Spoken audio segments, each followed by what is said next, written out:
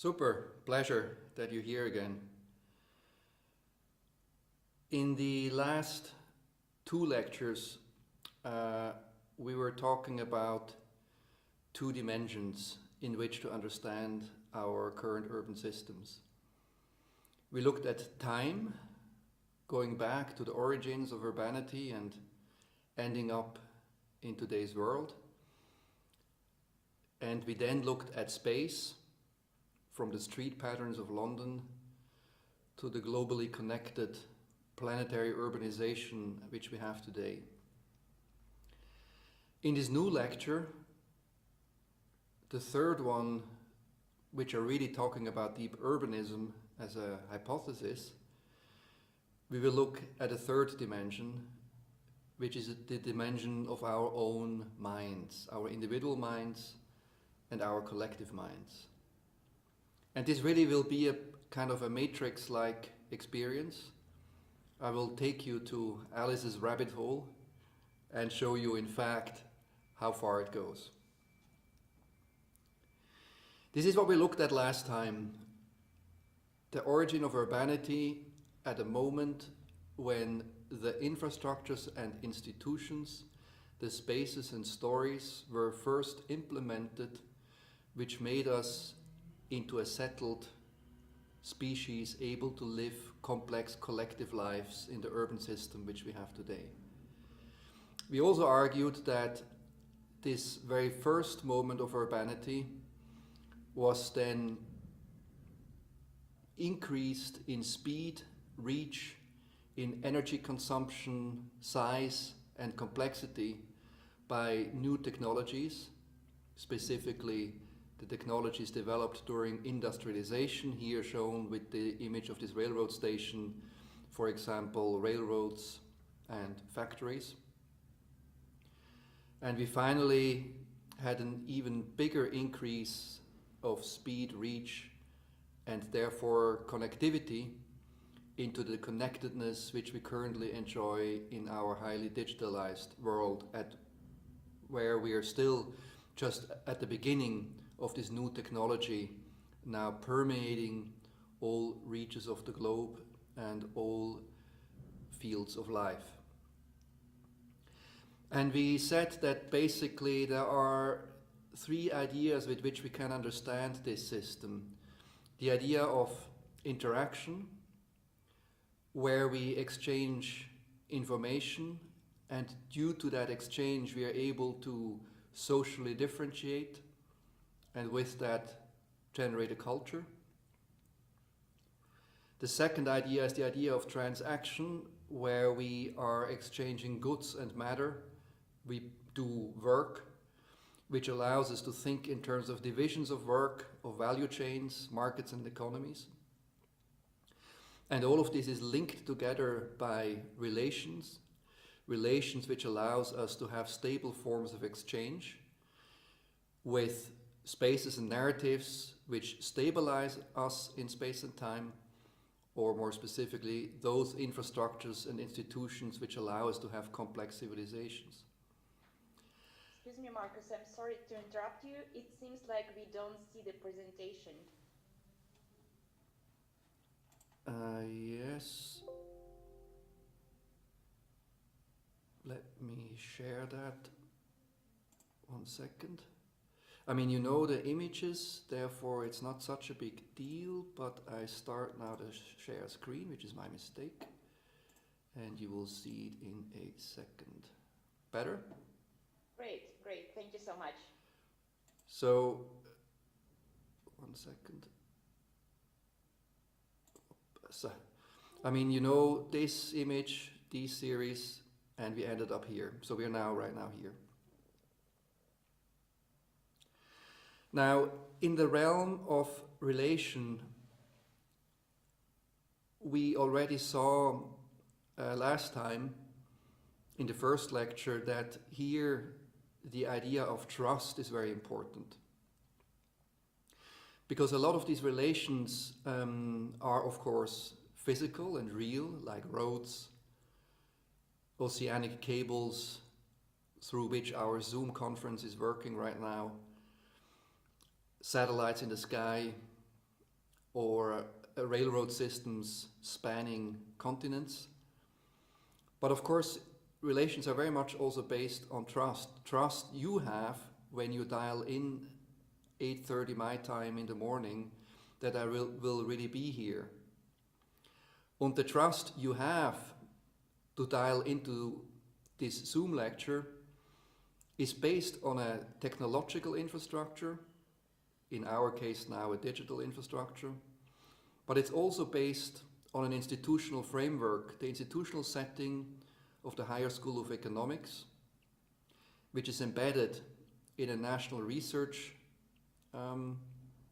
context, which in turn is embedded in a culture of enlightenment, which in turn is embedded in an urban culture where we, even though we never met face to face, trust each other because we have a common cultural background, which has to do with Judeo-Christian value systems, which has to do with industrialization, which we all went through our ancestors in some way.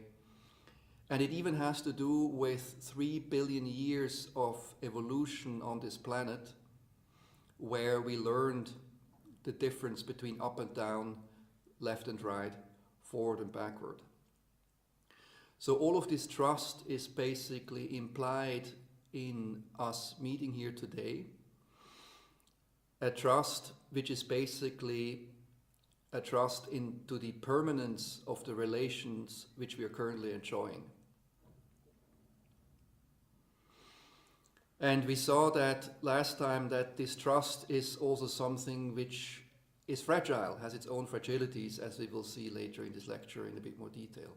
So this is where we are going down now a bit more precisely into this realm of what's happening between the world out there, the physical world, the world of facts, which we experience as individuals, and through intersubjectivity also experience as collectives, experience as groups, as societies, and finally, most importantly, as people who trust each other in whatever way. Now, we have an amazing brain. These are neuron fibers in the human brain.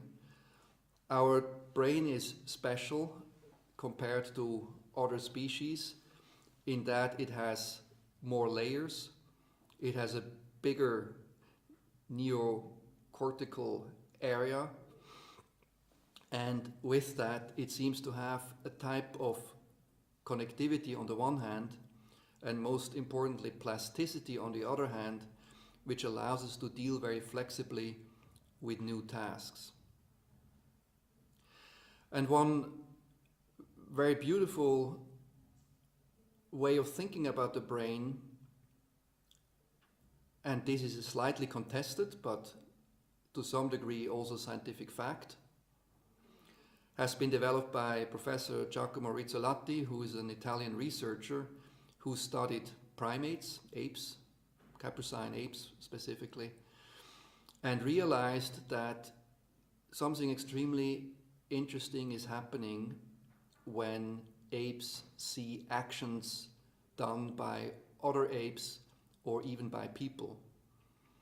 And he called that mirroring. And you all know that when you talk to a baby who of course doesn't speak yet, but babies already in a very early age, they react to your faces. Something happens when you interact with an infant even before speech. You stick out your tongue, the baby might react. You yawn, the baby might react. You make funny faces, the baby might react. You all know that. What Rizzolatti realized is that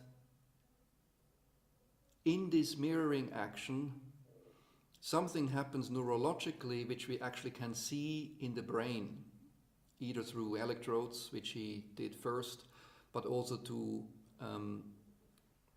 neural imaging, for example, with functional MRIs and things like that. The basic insight is that those structures in the brain which, for example, make a movement or prepare speech or feel pain, that those active components in your brain are also those components involved in mirroring the action of others. So when you are saying colloquially that you feel somebody else's pain, your brain actually does exactly that. You feel somebody else's pain with those areas in your brain which feel your own pain. When you see a dancer moving, your motor neurons are activated and you feel that person moving in a very real bodily sense. You all know that, right? You all have this innate feeling.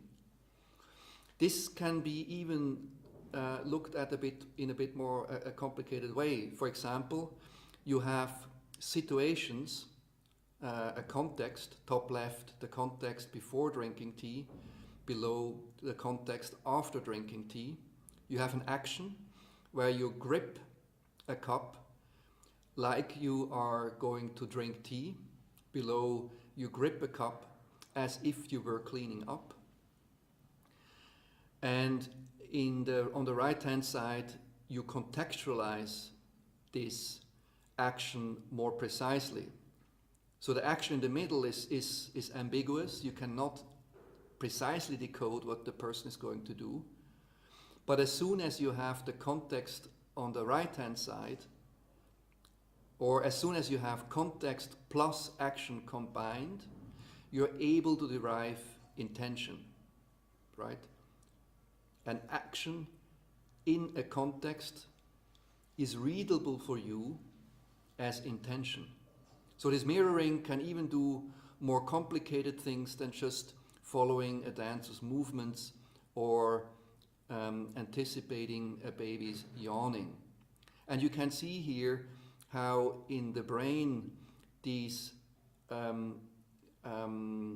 moments can really measured in terms of neurological repercussions of, for example, understanding the context of an action, therefore ending up in intention. Mirror neurons have been hyped greatly by people like Ramachandran, an US neurobiologist, who said that I predicted mirror neurons will do for psychology what DNA did for biology. Or he also said, with the arrival of humans, it has been said the universe has suddenly become conscious of itself. This truly is the greatest mystery of all. But again, mirror neurons are highly explanatory. So for me, they are quite a powerful way of thinking about ourselves and the world. They are also, however, also contested, for example, by Gregory Hickok, who wrote The Myth of Mirror Neurons. For me, as a former neurobiologist and now an urbanist, it is still an increasingly powerful way of thinking about the resonance between us and our environments, and through the environment, the resonance also between us and other people. So it's a helpful way to think about the world. And we have seen in the last lecture something I called resonance in space, where you saw all the interactions playing itself out, for example, on those axial depth maps of space syntax. And something similar is also happening when we move through the world between our brain and the context we are moving in. And that then allows us to understand other people.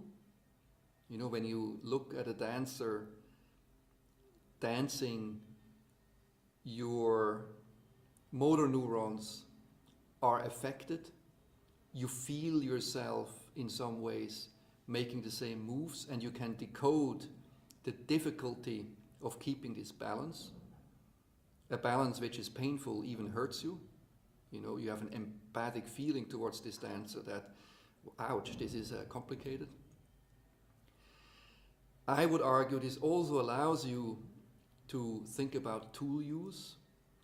So the extension of this mirroring beyond the hand into the hammer allows you to think quite exactly what this hammer can do. It makes you understand the potential this hammer has to affect the world. It makes you read the intentionality both of the person holding the hammer as well as, in an abstraction of that, the intentionality, so to speak, of the tool. Right? And we do that a lot, actually, that we humanize tools because we read them through our mirroring system, I would argue. And most importantly, for our context, I would argue, you also read buildings and urban contexts like that. You feel the elevation of this building. It makes you stand up straight and become a symmetrical person with the shoulders back and having a very frontal, clear, dignified relationship with this building, right? This building does something with you as a person standing in front of it and looking at it precisely and feeling the building with your mirror neuron system. And now imagine that this feeling you have as an individual is happening to those thousands and thousands of people over these many hundred years standing in front of this building. And this is what cities do to us. They act on us through spaces, through symbolism, through meaning, which you decode symbolically. And with those tools, these cities stabilize us individually, both with our bodies and our narratives, but they also stabilize us collectively in a moment of time, but also through time.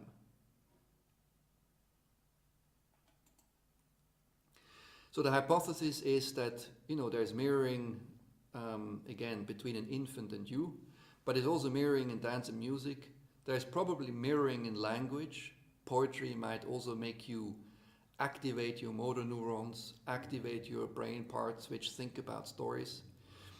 I would argue there's mirroring in building shape and expression. There's mirroring in tools and tool use. And we therefore think with our physical environment, not only about our physical environment, we also think with our physical environment as a kind of a prosthetics of our minds. Think back about Ian Hoden's description of Çatalhöyük, how people started to organize their lives in spaces, and how these spaces became a mental map of their life currently, and about their lives also through time over many generations. And think that this mental mapping remained constant over long periods of time and therefore was able to, again, stabilize our lives, our collective lives with spaces and stories, or in extensions with infrastructures and institutions. Oops, one too many, sorry. Sorry, 1 second. So this is one important thing to keep in mind. This effect of resonance going beyond the physical of the city into us. Or you could also argue inversely that a city without those resonating human minds acting in it, on it, and with it, these cities would just be abstract, three-dimensional volumes, very much like a canyon or a hill. They would not have any cultural meaning. Only us as embodied minds moving through these cities and resonating with them individually and collectively in the here and now, as well as over long times, even over long distances. When you look, for example, at photographs of cities, only then cities become alive and turn into cultural artifacts. This is one important idea. What I'm going to show you now is a second very important idea, which is a theory developed by Robin Dunbar with his so-called Dunbar number. On the x-axis of this graph, you see the size of the neocortex relative to the rest of the brain. The neocortex is basically those areas of the brain which are mostly frontally organized. They are the newer parts of the brain, and there are those parts of the brain where consciousness is said to be located. And all primates have a neocortex, and all mammals actually have a neocortex. And you see here how this neocortex scales. You have the monkeys, you have apes, and you have, up on the right, you have the humans. And on the left-hand side, on the y-axis, you see the average social group size. So the amount of individuals in a group. And Robin Dunbar hypothesized that this is a correlation which is stable. So the bigger your neocortex relative to the rest of your brain, the bigger the group is you can have as a species. So for example, monkeys might live in group sizes of around 30, or apes, sorry, might live in group size of around 30 individuals. Humans, he argues, can live in a group size of around 150 individuals. The thinking behind this is that keeping a group organized takes effort. It is complicated. And you need to be able to trust all the individuals in a group. The group, by definition, is organized by trust. And generating trust takes time. Apes and monkeys organized trust by grooming, by being together, by touching each other, by establishing trust over time, because you do that repeatedly. And Dunbar also shows that the time spent grooming in percentage of your day increases also with group size. So the bigger your neocortex, the more time you spend on social issues, right, on being together, but in turn the bigger your group size can be. And again, with humans it's about 150 people. So the argument is that by informal means, when you don't have institutions and do not have infrastructures, you can easily work with around 150 people. You can organize them, you can gossip among each other, you know which individual you can trust or which other individual you need to keep an eye on, and you can live quite well like that. However, in order to scale that up, you need other mechanisms. And Dunbar would argue that one of the most important mechanisms is language. The ability to exchange symbols and through that have, so to speak, an extremely efficient way of grooming. For example, I'm talking to you now, you met me now for a total of maybe 8 hours.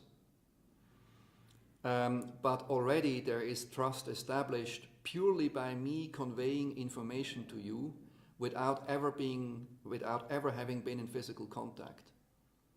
So it's an extremely efficient way of generating trust. Language is an extremely efficient way of generating trust and in organizing social relations. Interestingly enough, these findings of Robin Dunbar hold true even on social media, for example, like Facebook. What Professor Didier Sonnet, whom we already met in the first lecture, has shown is that if you have more than 150 Facebook friends, they are not friends at all. So even on Facebook, there are around 150 people with which you have fairly regular contact, who you kind of know well. You have a mental map of who they are, what they're doing, who their kids are, who their boyfriends and girlfriends are, how their parents are doing. For around 150 people you can do that. Anything beyond that are just acquaintances, right? And Sonnet also said that, interestingly enough, that if you now start institutionalizing relationships, there is even more can be said than the Dunbar number. You can see that hierarchical organizations scale by in jumps of 3. So you have 3 people who are really, really close friends. Then you have 9 people who are kind of a close group, a kind of a gang which hangs out together, etc., etc. And when you look at, for example, at formal social organizations like the military, then there these clusters of 3, a squad of, for example, so you have 3 friends which are put together in a squad of around 9 soldiers, which is then turned into a platoon of 3 squads, etc., etc., etc. So then this scaling by 3 kind of holds true. And also in gaming worlds, where teams meet, kind of fairly informally and can, of course, organize in whatever way they want to, these scaling relationships also stay fairly constant. Now, this means that there are 2 insights there. First of all, social relationships have structures and they cannot scale randomly. It is not the same to have 3 really, really good friends than to have 30 really, really good friends. You cannot have 30 really, really good friends. It's just not possible. Which has to do with our biology, our brain, and our history as primates on this planet.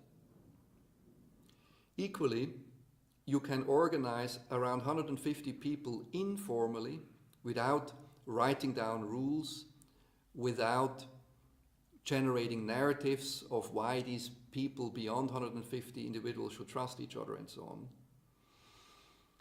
And all of this means that in order to scale beyond these 150 people, we need tools. We need infrastructures and institutions. And probably what happened in this early temple in Göbekli Tepe was a scaling of group size beyond a tribe of 150 people into more formalized alliances and social systems with much larger sizes, which then over time grew more and more complex through this cultural technology which we invented, called the city, which allows us to also bring together people who do not know each other. And these people are willing to work together because they're stabilized by stories and spaces, by infrastructures and institutions, right? So cities are like catalysts which allows us to have big group sizes and therefore complex societies. This is the second very important idea.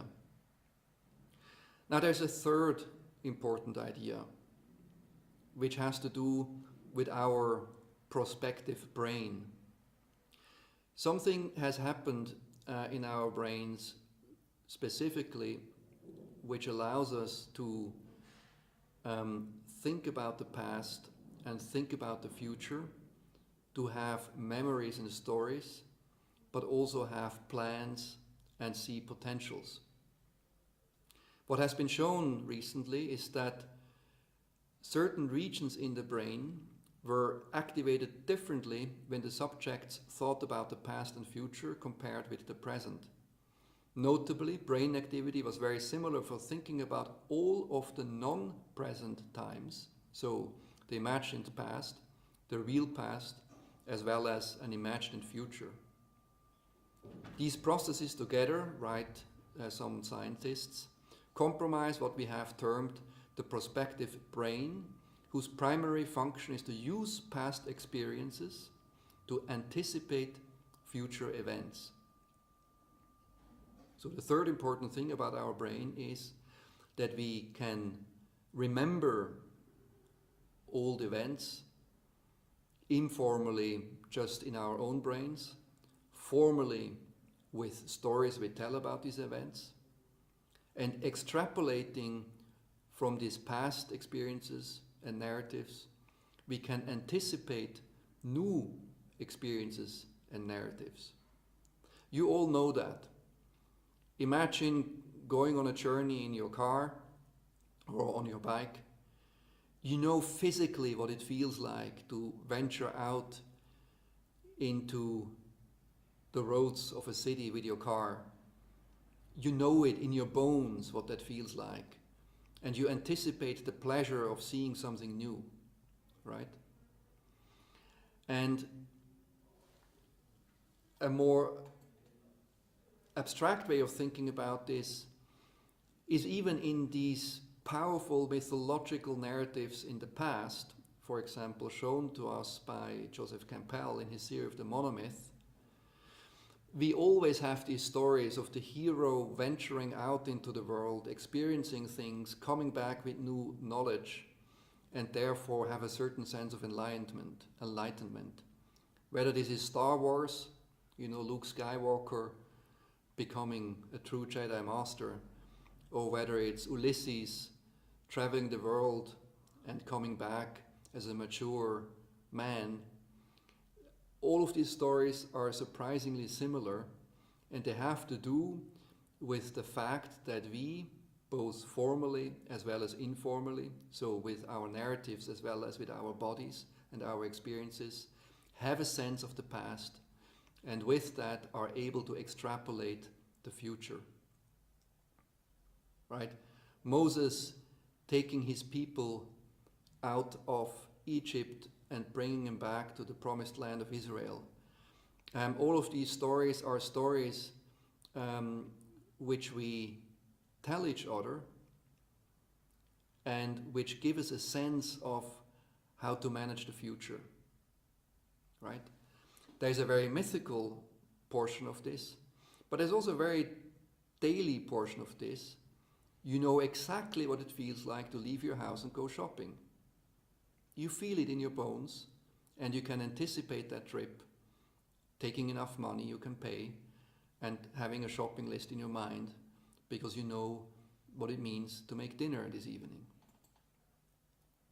So this is the third very important idea, that we can think about the past and we can plan the future. Now, there's an extremely interesting book by Yuval Harari, whom some of you might know, a book called Sapiens, A Brief History of Humankind. What you need to know is that humans are, in fact, a kind of very specific species, let's say. And something happened around 60,000 years ago in Africa, right here. And probably at that moment there were a couple of catastrophic events. For example, a big volcano explosion, the Tonga volcano, and some other things, which led to a small group of humans. The thinking is it might have been a group which could have been as small as 500 people, which ventured over the Red Sea into the Arab Peninsula and then started traveling the world.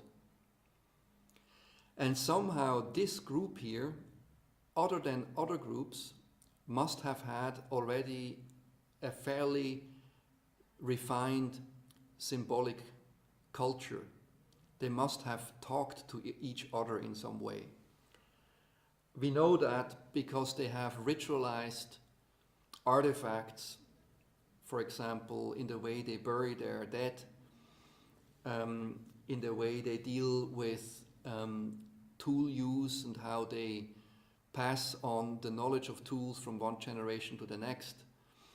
Through archaeological artifacts like that, we can infer that this group of people probably had the ability to talk, and therefore an ability to take this informal way of thinking about the past and the future and turn it into a formal way of talking about the past and the future. Imagine that there was some individual 65,000 years before today standing at the Red Sea, a big expanse of water, and telling these 500 individuals, we can make it. Crossing the sea and then venturing into the unknown, but not being alone because they were able to share stories and envision the future. Now, 70,000 years ago, there were about 1 million human individuals of different species, which all were ecologically very unimportant. Today, there is only one hominoid species which dominates the globe. So, what this group of hominids, enabled by language, by culture, and by the ability to envision the future together, to plan, and therefore to cooperate in ways which was unprecedented for any species before, whether human or other, what they did is basically they eradicated any other human species, humanoid species on the planet, from specifically then also the Homo neanderthalensis and others. In partly also assimilated these former human species. We find some genetic material also of other hominoid species in our genetic material today. And turn that, a bit brutally also, this is the argument of Yuval Harari, into an absolute success story. So today globally, we have around 300 million tons of humans, 700 million tons of farm animals, versus around 40 to 100 million of wild large animals, both terrestrial and aquatic. Das heißt, this humanoid species not only grew in numbers in immense ways, it also enforced other biological species to serve it to a gigantic extent. So this is not a perfectly trustworthy diagram, but it gives you an idea where you have here this little squares is the weight in terms of biomass, so to speak, of all humans currently alive. You have here cattle in terms of tons. You have pigs, goats, sheep, horses. And then in green, you have the wild animals. Elephants, for example, whales, and other species which are not entangled with our own species. Right? So something happened 60,000 years ago, making us able to dominate the rest of the hominoid species and start dominating the world. 8,000 years ago, something happened which allowed us to become entangled both with the flora as well as with the fauna, so the animals, entangled in a way where a lot of the biomass on today's planet is currently subservient to this one species.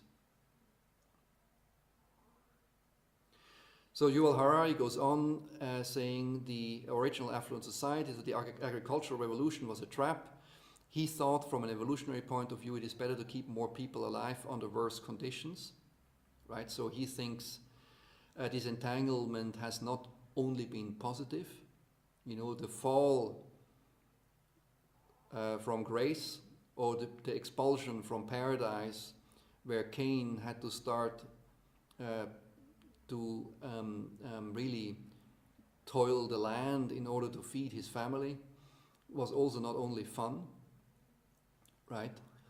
But evolutionary speaking, of course, that makes a lot of sense, right? Because we were able to keep more of the gene pool in circulation and more of the human biomass alive.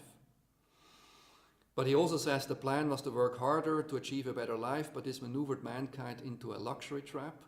And of course, the luxury trap is a bit what we have today. And humanity's search for an easier life released immense forces of change that transformed the world in ways nobody envisioned or wanted. So something happened in Göbekli Tepe, and we are now at the cusp of a change in a very material sense, which started at that moment. Finally, he says, then this whole thing was accelerated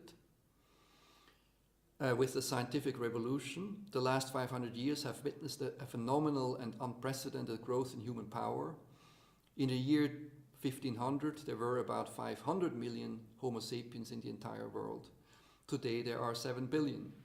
The total value of goods and services produced by humankind in the year 1500 is estimated at 250 billion in today's dollars. Nowadays, the value of a year of human production is close to 60 trillion. In 1500, humanity consumed about 13 trillion calories of energy per day.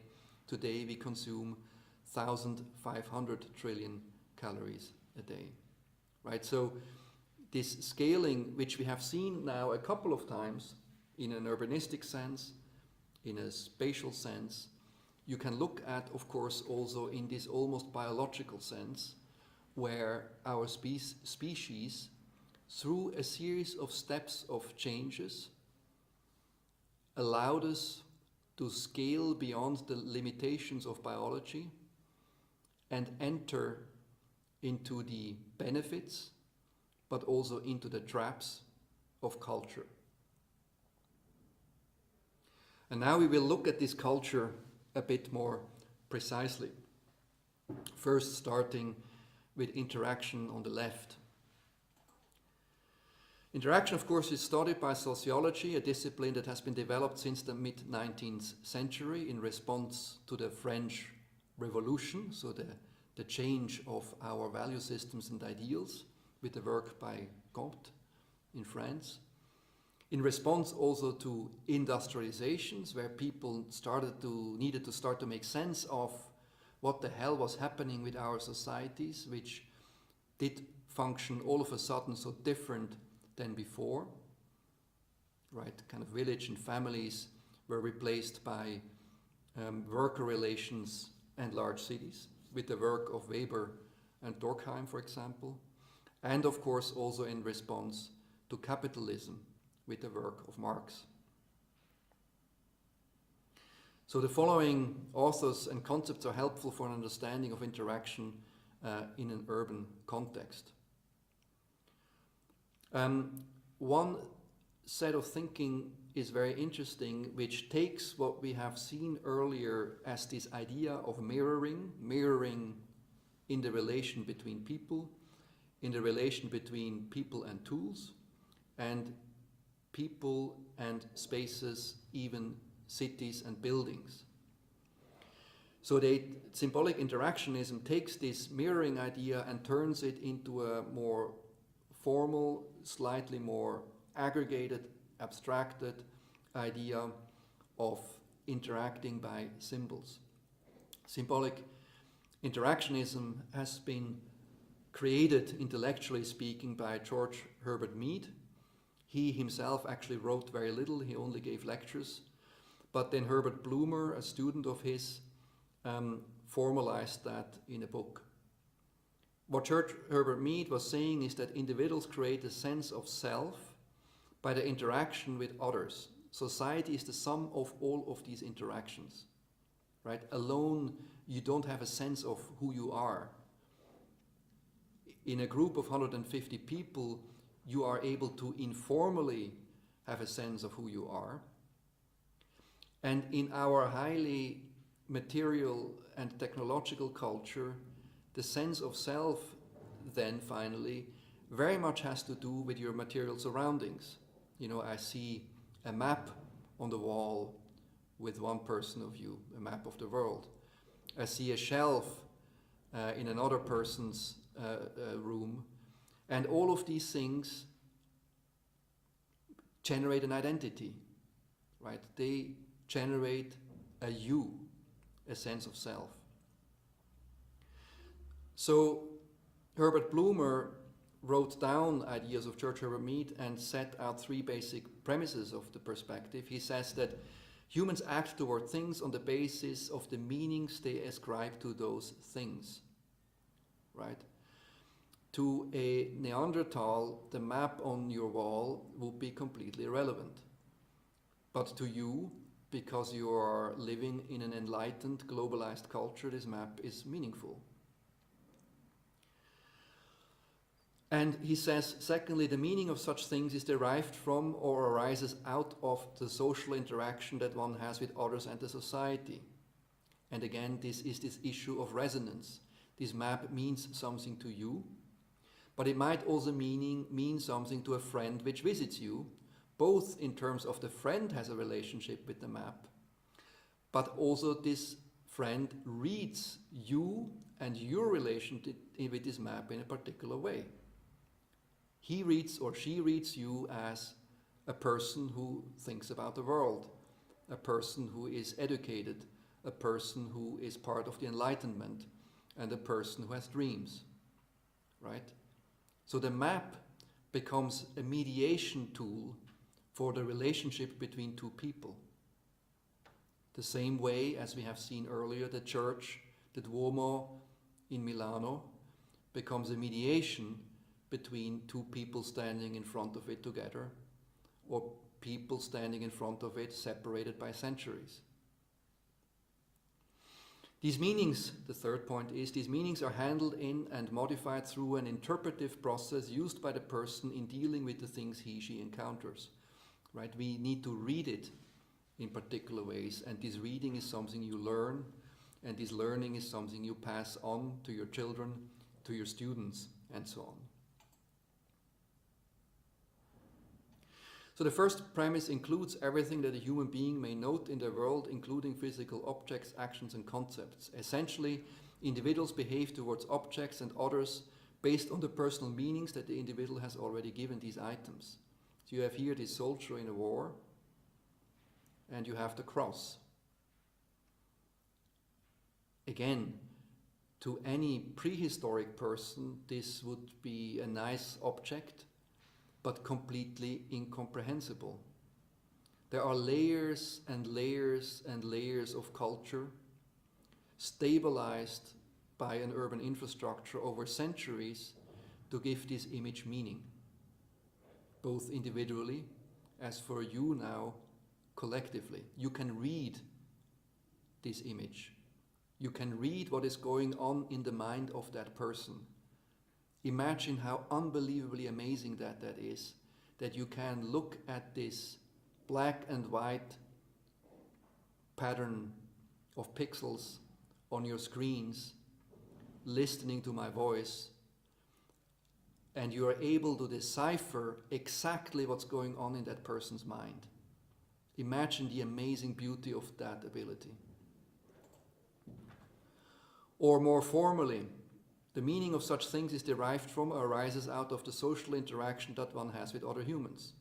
Blumer, following Mead, claimed people interact with each other by interpreting or defining each other's actions instead of merely reacting to each other's actions. Right? When you look at this priest without interpretation, you might think he's hungry. He just has a piece of bread in his hands. Right? Without cultural context, you might completely misinterpret everything this image says. However, understanding the cultural context of this image, with your bodies looking at these elevated figures and at the movement this man makes towards something he is frontally to, therefore he seems to think this is important. You see the movements of the people behind him, lower, subservient, but looking at the same direction, so there's a center of attention, right? So with your body already, you have a reading of this scene, and then there is a cultural layer in this scene. You all know what the interior of a church looks like. And that then activates both your individual memories, and through your individual memories also our collective memories of what these moments are. You smell incense, you hear music and prayer, you think about experiences you had in these types of situations, and you can anticipate other experiences you might have, and instinctively you set this into a story which is much bigger than yourself. A story which reaches back, specifically here, at least to the birth of Christ. And symbolic interactionists describe thinking as an inner conversation. Mead called this an inner dialogue minding. The emphasis on symbols, negotiated meaning, and social construction of society brought on attention to the roles people play. We are proactive participants in our environment, right? You can also decode the image which we have seen before as a form of theater, right, as a form of role-playing. But with these roles, you also navigate the world. You have the role of students, and this gives you a sense of self, it gives you a past and a future, and most importantly, it gives you a narrative, it gives you responsibilities, it gives you meaning. So the human being must be understood as a social person. It is the constant search for social interaction that leads us to do what we do. Instead of focusing on the individual and his or her personality, or on how the society or social situation causes human behavior, symbolic interactionism focuses on the activities that take place between actors. Interaction is the basic unit of study. Individuals are created through interaction. Society, too, is created through social interaction. Remember, we are diving into this point of interaction in our three elements: interaction, transaction, relation. Now, this, of course, starts then to be increasingly complex. Pierre Bourdieu, for example, was concerned with the dynamics of power in society, and especially the diverse and subtle ways in which power is transferred and social order maintained within and across generations. You know, why is that? Why do we believe in these relationships? Currently, we are in a relationship of power. I'm the professor, you're the students. And for some reasons, you are both listening, not revolting, and not immediately questioning my authority, right? Like, why is that? It's interesting, right? So Bourdieu extended the idea of capital to categories such as social capital, cultural capital, financial capital, and symbolic capital. And you might remember we talked about that in terms of trust and capital already in the very first lecture. For Bourdieu, each individual occupies a position in a multidimensional social space. He or she is not defined only by a social class membership, but by every single kind of capital he or she can articulate through social relations. That capital includes the value of social networks, which Bourdieu showed could be used to produce or reproduce inequality. So there are positive moments in these social relationships. For example, me activating all of the cultural capital which I accrued over 50 years of my lifetime in order to give you a lecture,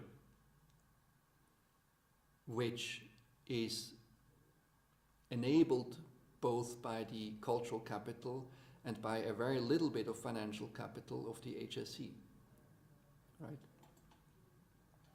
So this is an important thing to understand, is that these social relationships now, they start to differentiate, become more complex, and the ability to make them more complex is because these social relationships are embedded in these spatial and symbolic contexts, which allows us to make them increasingly complex, right? They are embedded in the space of a church. They are embedded in the cultural capital of a book you can read, right? Now, the next important person here is Niklas Luhmann, who studied these social relationships and said that social systems are systems of communication, and society is the most encompassing social system. A system is defined by a boundary between itself and its environment, dividing it from an infinitely complex or colloquially chaotic exterior. The interior of the system is thus a zone of reduced complexity. Communication within a system operates by selecting only a limited amount of all information available outside.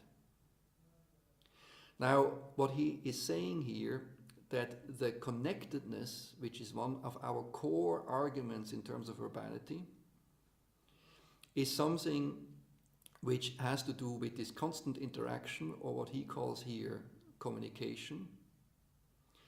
It is defined by dividing or differentiating between an interior, so being inside this connected system, for example, being inside this lecture, being inside a city, being inside a nation, or being inside a global society, right?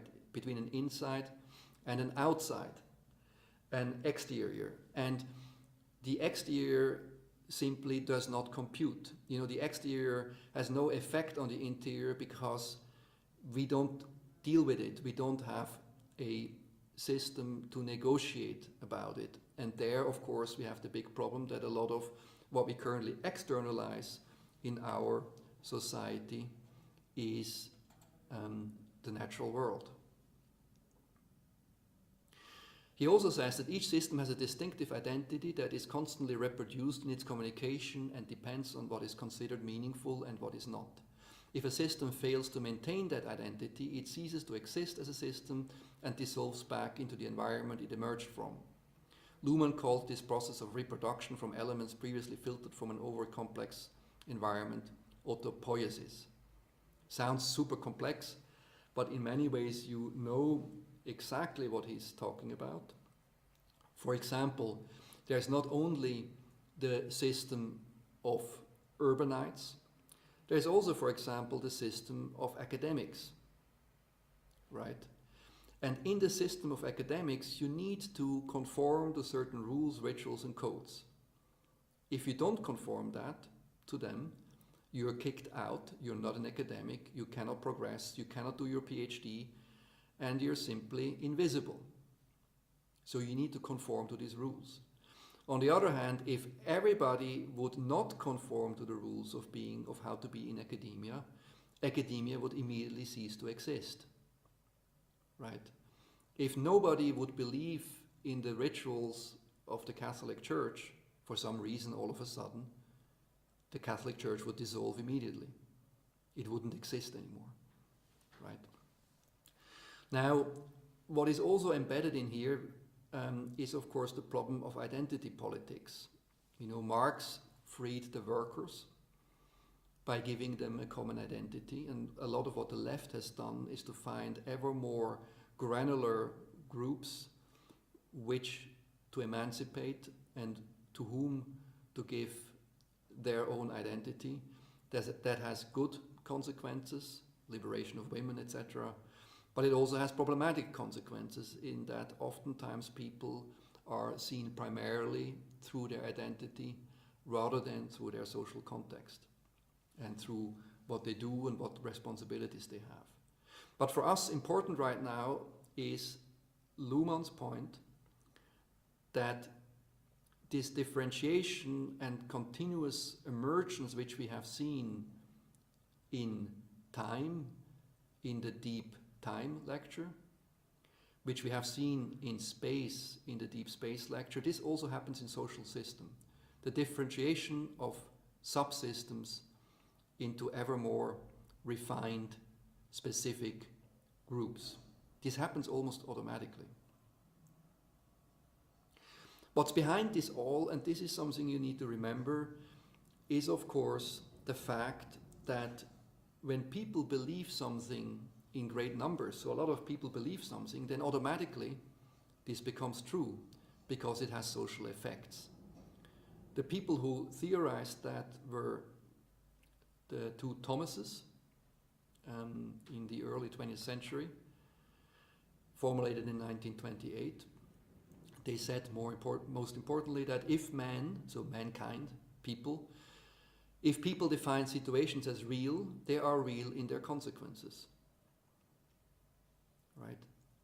So if everybody is scared of a virus, this scare by definition is reality. And the big problem in the corona situation right now is what of that scare is real, what of that scare is a social fiction, right? I actually believe it's real, don't misunderstand me. But a lot of the negotiation with people who doubt the corona facts is, of course, are we now believing in a reality, in a factual reality, or are we believing in a social fiction? So in other words, the interpretation of a situation causes the action. This interpretation is not objective. Actions are affected by subjective perceptions of situations. Whether there even is an objectively correct interpretation is not important for the purposes of helping guide individuals' behavior. If you are a crusader traveling to the Middle East to liberate Jerusalem, it's not so important whether Christianity is real or not. It mobilizes a lot of people and gives them a common collective narrative and enables them to take a material need, so the need to discover and the need to get richer, and turn that into collective action, etc., etc. So the Thomas theorem is extremely important because it allows us to explain trust in money, trust in culture, trust in society, trust in science, and so on, right? We then can extrapolate these forms of interactions and understand them in an almost a physical sense with work by Alex Pentland at the MIT, for example, or of course also we can extrapolate it spatially with works by Peter J. Taylor, which we have seen the last 2 times already in terms of interactions happening over long distances, right? As a mental map, what you need to keep in mind is that we have a small group of people able to scale their interactions through the use of tools and symbols, infrastructures and institutions, spaces and narratives over ever bigger sizes of people, over ever bigger distances, in an ever more granularly diversifying and socially differentiating culture, right? Now the next level is transaction. So transactions are studied by economists on the one hand and by people looking at urban metabolic flows on the other hand. The second topic we will postpone to a later lecture. The following authors and concepts are helpful for an understanding of transaction in an urban context. So of course we already met Jane Jacobs, who said that at the core of economy are not nations but cities. Cities are the nuclear reactor also for those physical transactions that generate at once markets and innovations, for example, the development of agriculture. Another important person is of course Marx. Marx broke with classical thinkers, that was his big achievements, who spoke of a single tyrant, so a person, a king, right? And he broke also with Montesquieu, who discussed the nature of the single despot, right? The person who enslaves everybody else.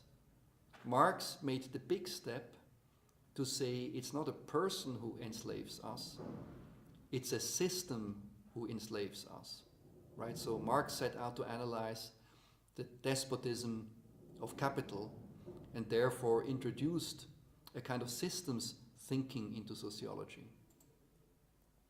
For Marx, the possibility that one may give up ownership of one's labor, one's capacity to transform the world, most specifically, is tantamount to being alienated from one's own nature. It is a spiritual loss. Marx describes this loss as a commodity fetishism, right? So what he says is that originally people produced their own goods, they did their own trades, and with that they reinforced local village and family relationships. And now in this scaling up by industry, something is getting lost. People are losing the control over their own productive capabilities. He continues that commodity fetishism provides an example of what Engels called false consciousness, which relates closely to the understanding of ideology. By ideology, Marx and Engels meant ideas that reflect the interest of a particular class at a particular time in history, but which contemporaries see as universal and eternal, not only half-truths, but political. Put another way, the control that one class exercises over the means of production includes not only the production of food or manufactured goods, it includes the production of ideas as well.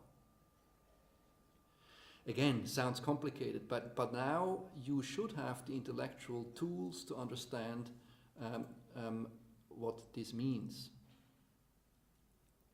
Because the organization of society depends on means of production, literally those things like land, natural resources, and technology necessary for the production of material goods and the relations of production, in other words, the social relationships people enter into as they acquire and use the means of production. So imagine, again, going back to the early cities, right, where in Châtelheuc, the city was still very egalitarian because each family had a house, each household did its own wheat production and so on.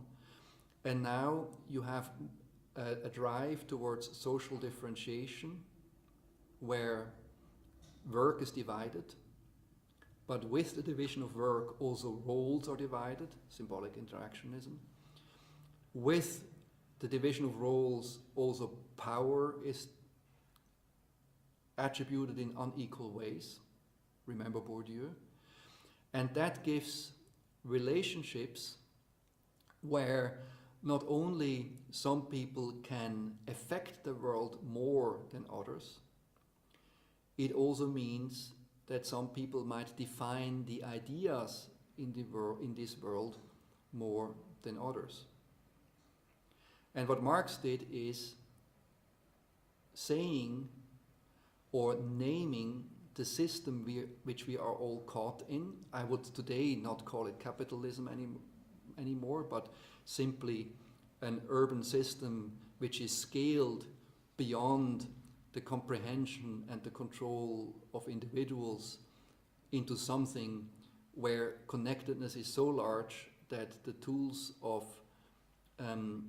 control and the tools of generating narratives about that are out of the reach of most people, right? And what it also means, however, that these material change which Marx describes, which happened through industrialization and through the abstraction of value into capital, is of course a change which happens frequently, which happens right now through digitalization also. Right? So what I'm trying to tell you is that as soon as you understand these urban mechanisms in this holistic sense I'm trying to tell you about, I would argue that these moments of change described by Marx have to do with scaling connectedness by technological means, and therefore also inventing new narratives for these new worlds, and with these narratives also new power structures which, if you think all of this as a continuously emerging system, are able to understand, because they have inherent dynamics. One inherent dynamic, for example, has to do with depth. And depth is conceptualized very, very cleverly by an anthropologist called David Graeber. So he argues that the concept of debt and credit historically appeared before money, which itself appeared before barter, the exchange of goods. This is the opposite of the narrative given in standard economics text dating back to Adam Smith. So debt, he argues, is a social construct to reinforce difference. Right? It's a narrative. Debt is a narrative, he argues, one of the many, many narratives in the toolbox of the cultural technology which we invented to live together in these big, complex societies. Now, when you look at how money developed, then money at the very, very beginning actually had to do with ritual and religious ideas. For example, these coins from Ephesus 600 before Christ probably were votive symbols. You know, you got them in a temple and they meant something, but they meant something in a ritual way. They were a little souvenir of you visiting this particular temple. And something happened around that time, Graeber tells us, where, again, in a form of abstraction, the idea of debt became abstracted and turned into the idea of money. So he argues that in the Axial Age is the point in time when all the big religions developed, so Christianity, Buddhism, and later on Islam. Then a kind of a military coinage slave complex developed. These were enforced by mercenary armies that looted cities and cut human beings from their social context to work as slaves in Greece, Rome, and elsewhere. The extreme violence of the period, marked by the rise of great empires in China, India, and the Mediterranean, was in this way connected with the advent of large-scale slavery and the use of coins to pay soldiers. So he argues that coinage, so money as a real thing, as an object, coins, were actually originating as a military technology. And imagine that you are a king, you have a group of soldiers. These soldiers are mercenaries, so you have to pay them in some way. And there are two ways you can do that. You can pay your soldiers by telling them that they are able to steal everything they can from the farmers they are sitting next to. This, however, is not very stable as a way of organizing a society. So you can also then, as a king, tell the soldiers, look, I give you this coin. With this coin, you go to the farmer. You tell the farmer, I want this cow. You give him that coin. This coin, of course, for the farmer is completely irrelevant. It's like, what the hell should I do with this piece of metal, right? If you then, however, tell the farmer, well, dear farmer, because the soldier protects you and is actually nice to you because he gives you the coin, you need to pay me, the king, with taxes in order so that the soldier protects you and doesn't steal your cow, right? And with that, you start generating a market and a society which is not anymore based on trading goods informally, but to value things formally, and therefore, again, you gain the ability to scale, right? Scaling meaning with the abstract relationships of military coins and taxes, you're able to scale a relationship beyond a village culture. You're able to scale it into a bigger, more urban culture. And the argument of Graeber is that this idea of debt was then also extended to human beings. The idea being that there is a human being who is not able to pay his dues, either because he has been conquered in a battle and therefore both taken from his context and also taken from his freedom, so enslaved. Or on the other hand, it might be a person who has not been able to pay his debt in a very real way. You know, he has so much debt that he has to become enslaved because he cannot pay back his debt. So he has to pay back his debt by human labor. So he becomes a slave in his own culture, so to speak. Right? So the argument Graeber makes is that the abstraction of value in terms of the coinage system, which allows you to scale a kind of a military culture, was then also applied to human beings, allowing you to scale human labor by people who have to do what they are told to do because they're quote-unquote indebted. So again, this was combined with obligations to pay taxes in currency. The obligation to pay taxes with money required people to engage in monetary transactions, often with very disadvantageous terms of trade. This typically increased debt and slavery. At this time, great religions also spread, and the general questions of philosophical inquiry emerged on world history. These included discussions of debt and its relation to ethics. So the argument he's making is that while you had this fairly predatory idea of value and owing value, so debt, the ability to therefore say that there are people who are free and other people who are not free because they're indebted.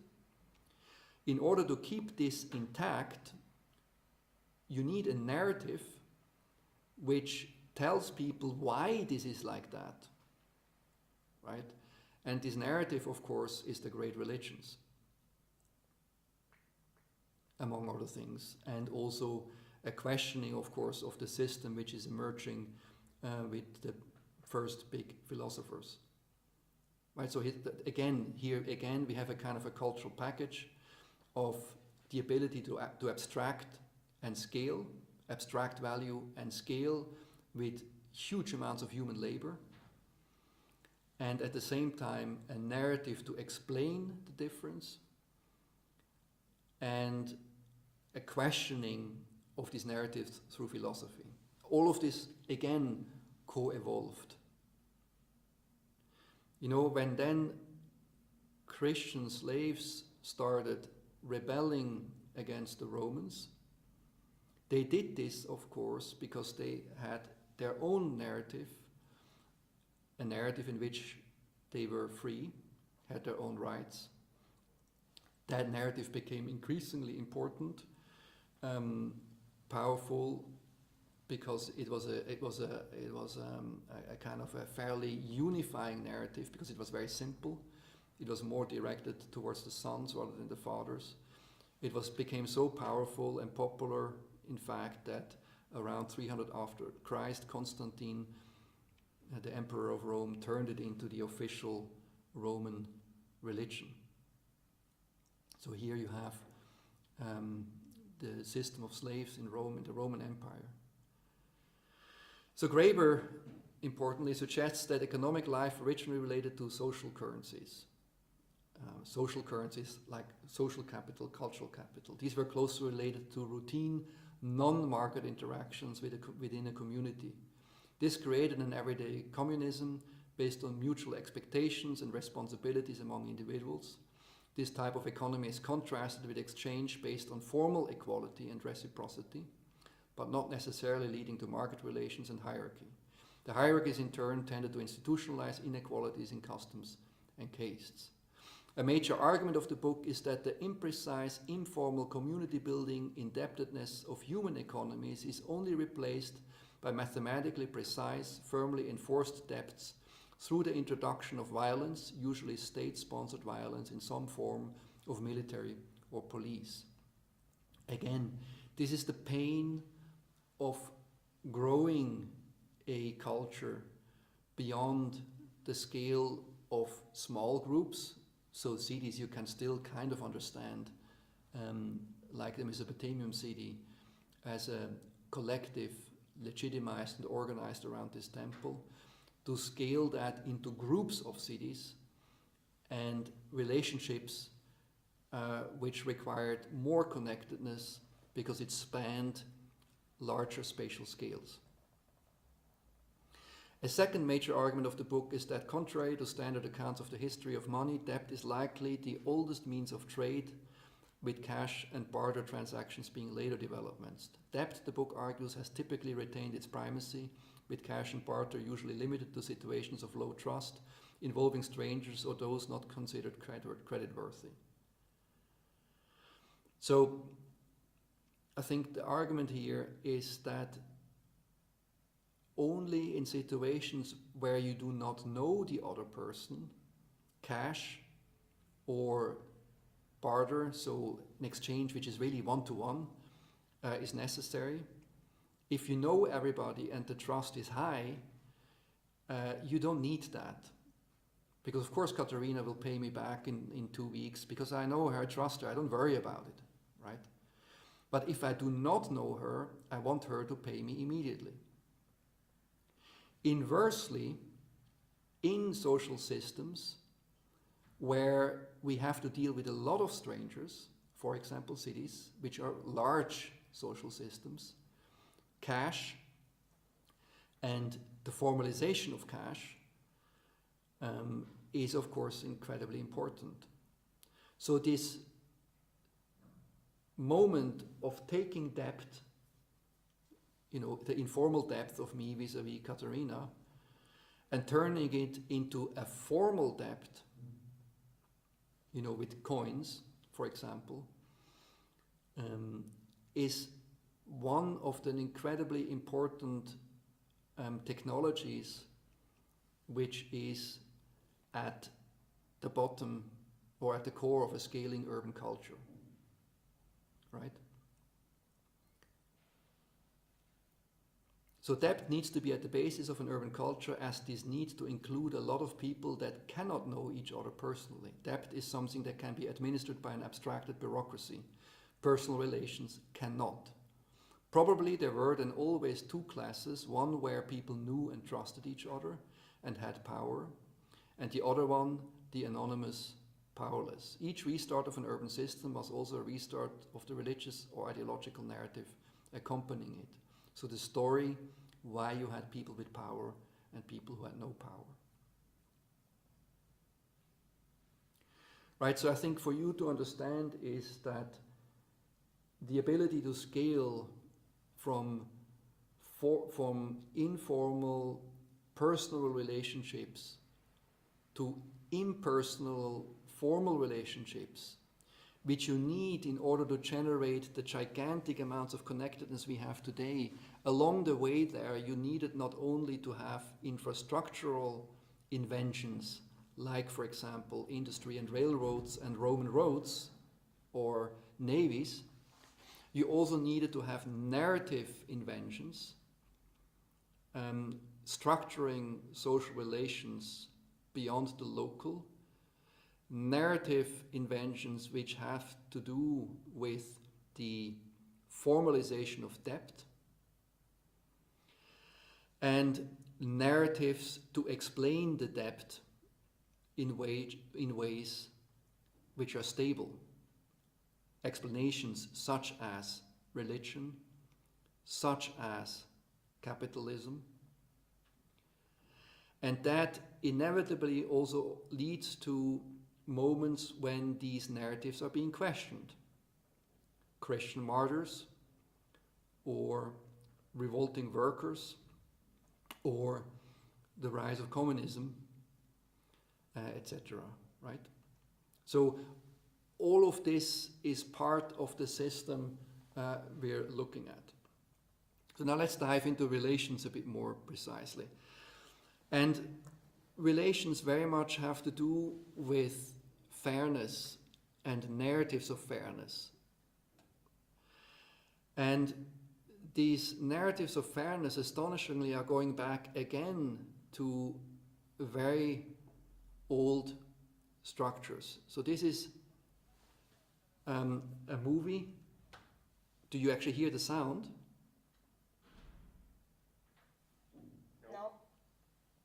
No. Well, then I explain it to you. So this is Frans de Waal, an anthropologist, a primatologist, and he shows us that sense of morality predates Homo sapiens. A sense of morality also exists in monkeys, so not even apes, but monkeys. What you see here is an experiment where two monkeys are doing work. So they are given a stone and they need to give the stone back to the experimenter. So they're doing work, they're doing something for the experimenter. One of the monkeys is paid with sweet, nice grapes, so a lot of sugar. The other monkey is paid with cucumber, which is of course not sweet. Right? So it is blatantly unfair. And we see here what happens when this unfairness plays itself out.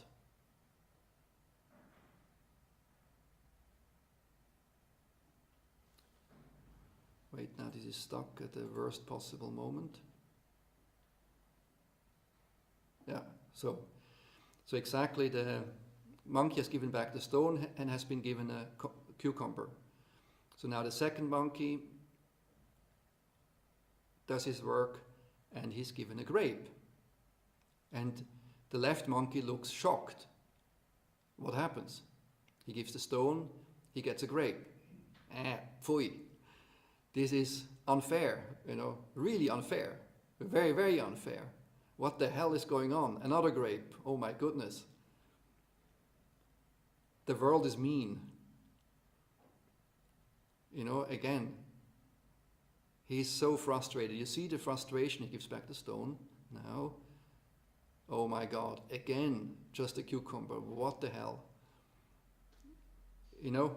So I think the point of this little video is that,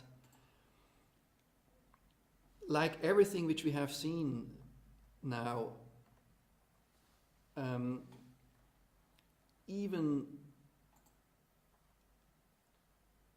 this issue of morality, this issue of equality is emergent.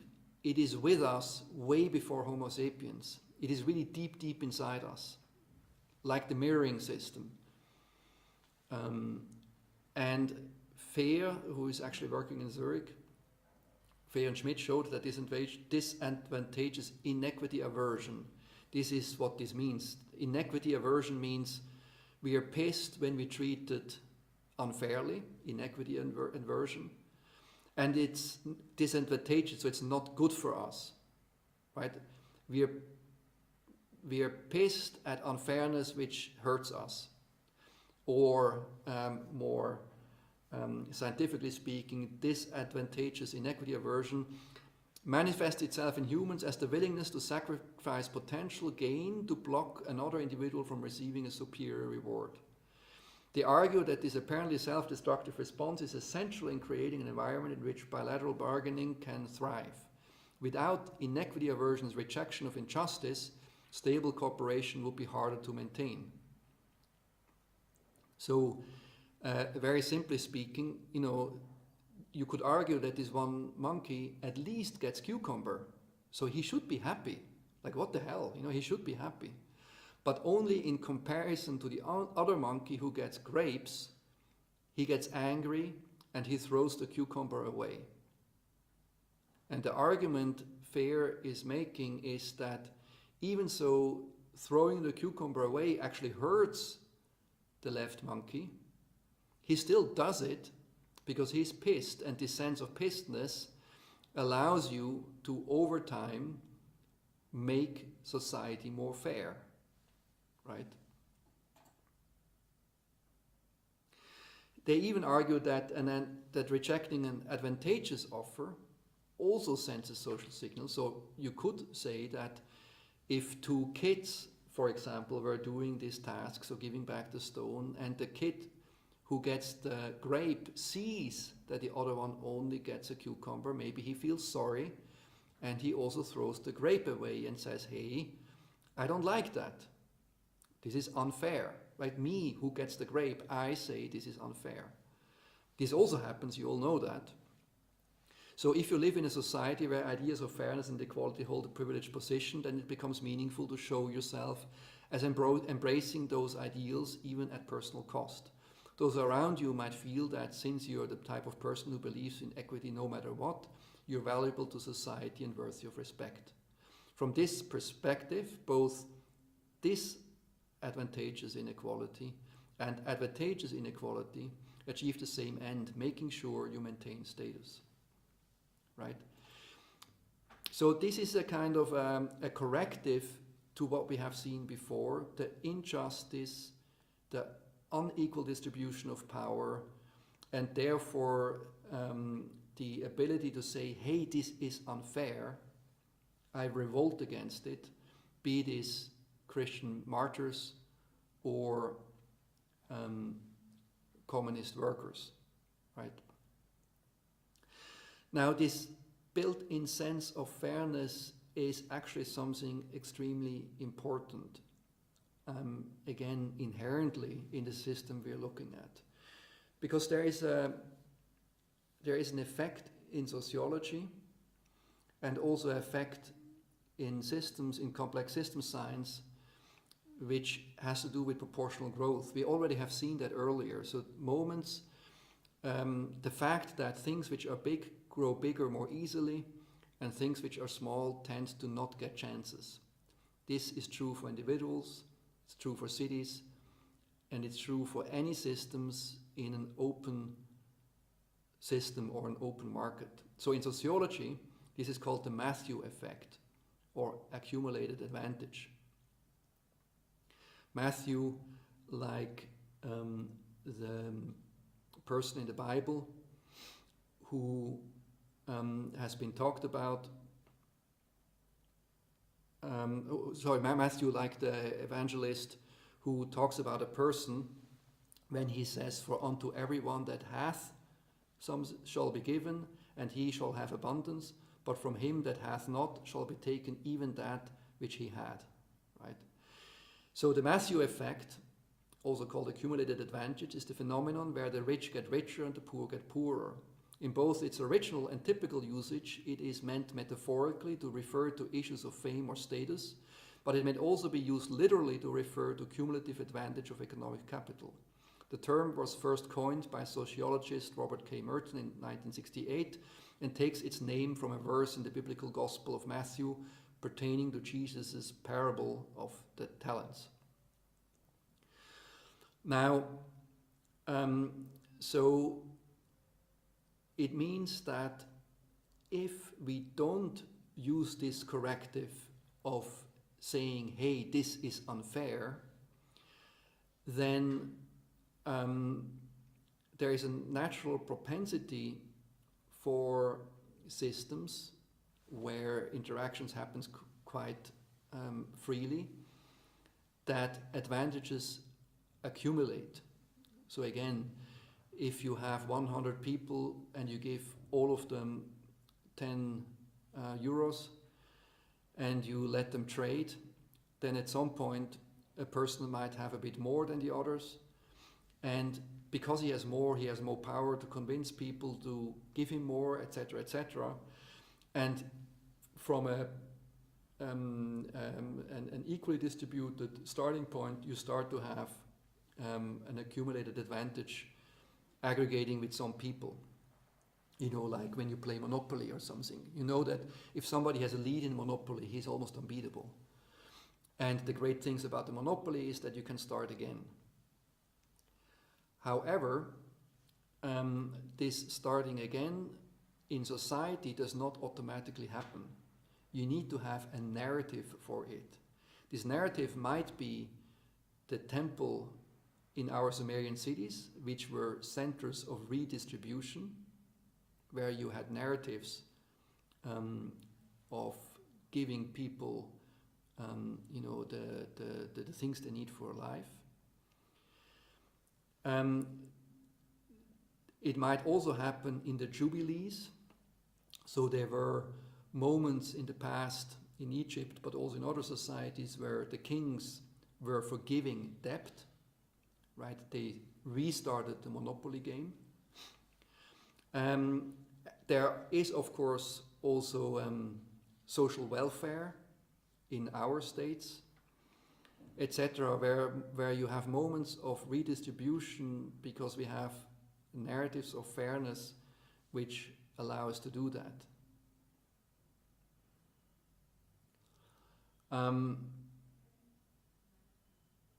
And these narratives basically revolve around the public good or the common good. I realized that I'm actually fairly long. Katja, how much time did we already spend? I guess it's already about. It was such a pleasure to hear you. So I also lost the time. Yes, it's already about. I guess almost 2 hours. Like that. So it's Okay, like because I'm actually at the middle of the lecture, approximately. So what I propose is that we pause here and have questions, and then we have the second half of deep cognition in the next lecture. I think the important thing for you to understand is that these kinds of things, so those infrastructures and institutions, like for example a temple, have both to do with scaling up our collective relations in a way which transcends our biological and social capabilities. And it also has to do with the insight that social systems need to be stabilized, both by fair economies and by narratives of fairness, however these narratives function. And these narratives of fairness, they might change substantially between cultures. There are some cultures which are very egalitarian, and there are other cultures, for example, the Empire of Rome, which was very much based on the free human labor of enslaved people. But they all are in some ways stable. They change, propagate, and emerge, and in an emergent way kind of generate new systems and new histories. So this component of our cognition acting on within cities is of course incredibly important, because only through us, through our collective brains and our collective actions, these cities actually come to life.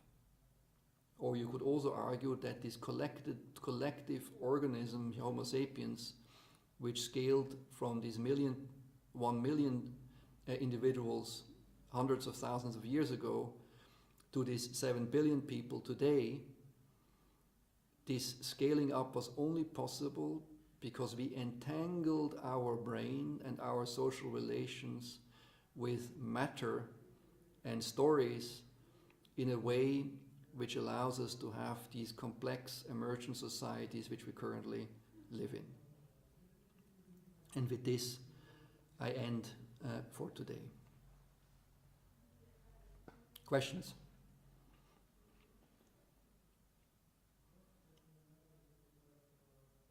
Thank you so much, Markus, for bringing this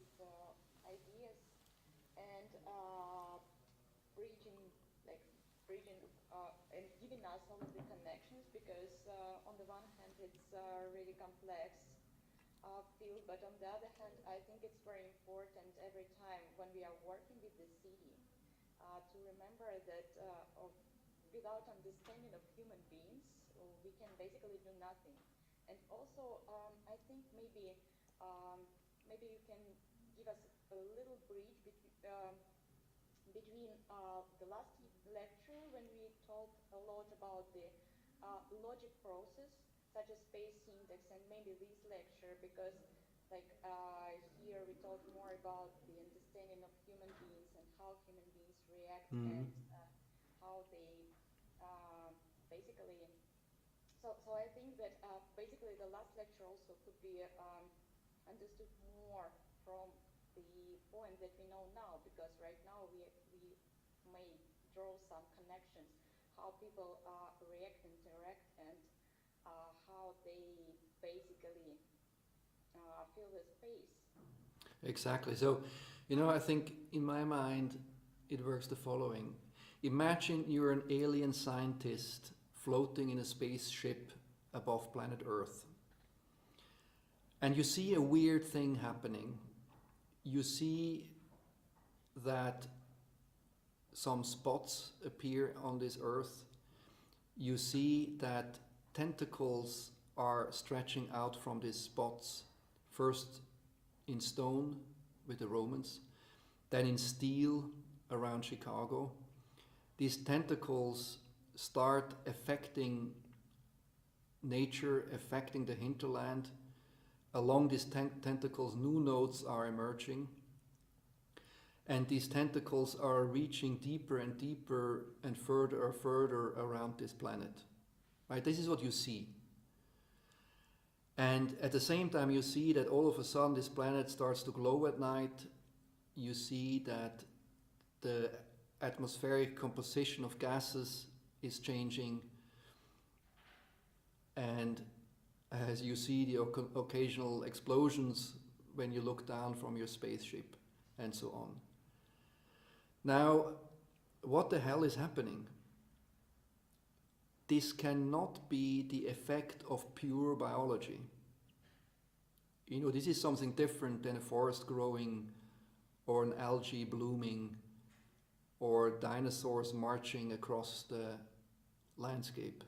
Something different is happening. Right? And the difference is, of course, on the one hand, the ability to plan these tentacles and embed them collectively into the territory, right? The ability to plan and build. And secondly, it's the ability to operate and keep intact over these distances and over these times these complex infrastructures. So you can only understand these spatial conquest if at the same time you think about the institutional conquest, the narratives behind it, which keeps all of this clockwork ticking, so to speak. Right? And all of this is made possible by our episodic brain, prospective brain, so to speak, where we are able to generate future plans from past experiences.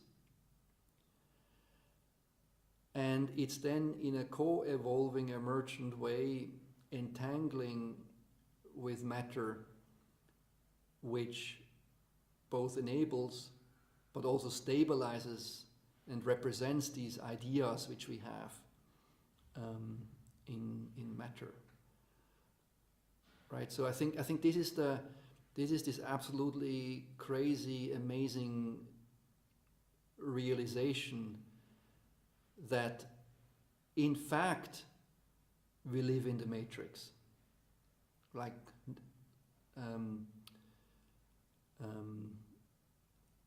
Neo learned in the movies, right? We in fact live in the matrix, but it's a matrix of our own making. It's not machine creatures which enslaved us. It is much rather the emergent system which we daily co-create which enslaves us. And this is both a pleasure, because it allows us to reach out with our social intentions in much more depth than ever possible. And it's also a danger, because we are accustomed to it, we are dependent on it, and we affect our own environment with it.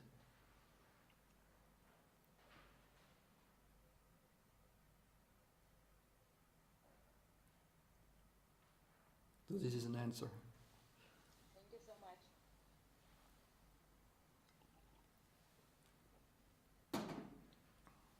Maybe someone else has questions, comments, concerns.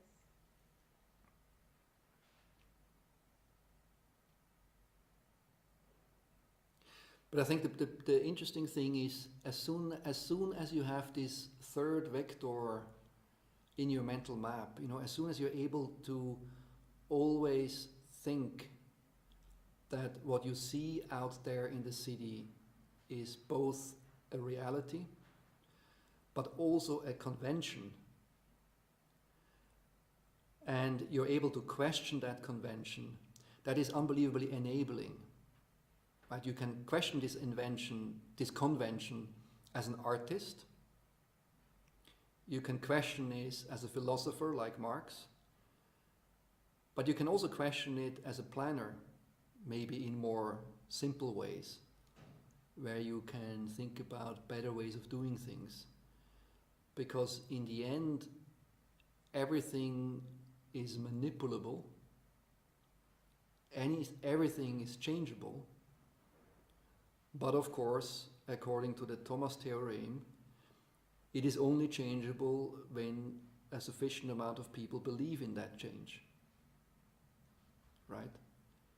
So there is the inertia not only of gravity you have to deal with, there is also the inertia of the collective social system which we are dragging with us, which has amazing moments of power, but also amazing moments of stupidity built into it.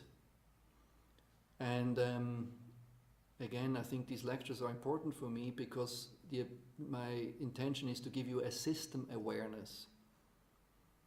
And based on this system awareness, at least you can classify facts and make your own decisions.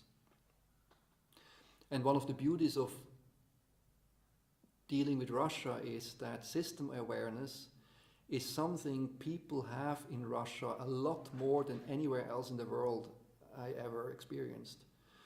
Because systems thinking, on the one hand, thanks to Marx, is embedded in the intellectual world, but also due to political experimentations in the past and the present, is also visible in daily life in a larger degree than in other societies. So for example, in Switzerland, it is easier to think that what you see out in the world, in your society, is normal, quote unquote, right? In Russia, a lot of things more easily feel not quite so normal.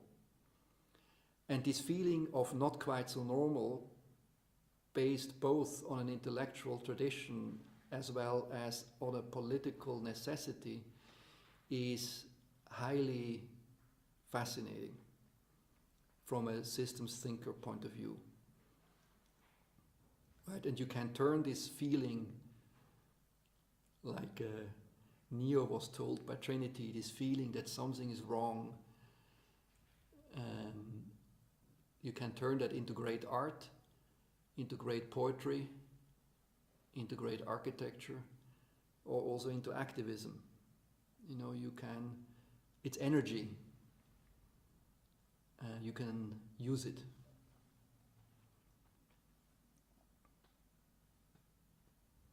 Thank you for bringing this point. I think it's very, very important.